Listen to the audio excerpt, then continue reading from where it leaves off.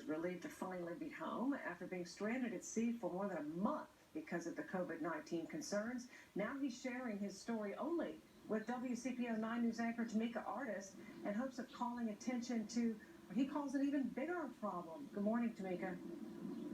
Good morning to you, Julie. Brian Bailey is his name, and he tells me that there are literally tens of thousands of cruise line workers in the same boat, if you will, right now all around the world. When I first spoke with him last month, he was stuck in the Atlantic Ocean with no way to get home. Well, now he's back and opening up about feeling trapped and abandoned for 35 days during the pandemic.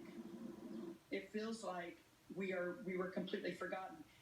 West Union resident Brian Bailey is frustrated but grateful to finally be back on dry land. They need to be home with their families during this crisis. They don't deserve to be forgotten and stuck out at sea. When the veteran expedition host set sail for a luxury cruise to Antarctica, he'd no idea his dream job would become a nightmare when COVID-19 was declared a pandemic right in the middle of their 21-day voyage. Upon reaching their final destination off the coast of South Africa, he says all 215 passengers were allowed to leave the ship, but his 218-member crew was turned away even though there were no confirmed cases of the virus on board. We tried and tried to convince the governments to let us repatriate.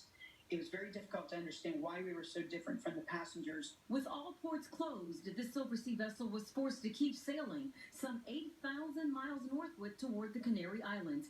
That is where Bailey and 22 others were eventually allowed to disembark, boarding the only flight out of Tenerife, Spain. He finally made it home to CBG after 3 connecting flights and 35 days at sea, snapping pictures of his long journey along the way. And then come to find out that when I do get home, I'm one of the lucky ones.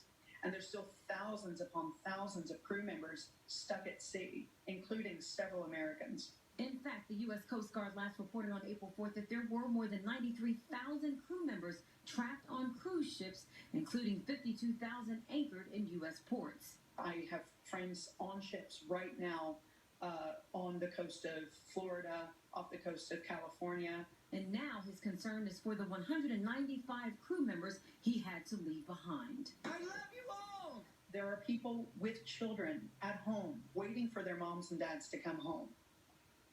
And their families.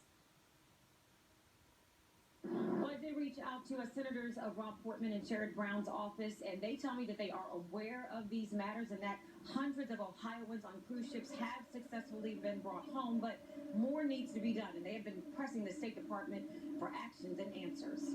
Reporting live this morning, I'm Tamika Artis, WCPO 9 News. Thank you, Tamika. FC Cincinnati says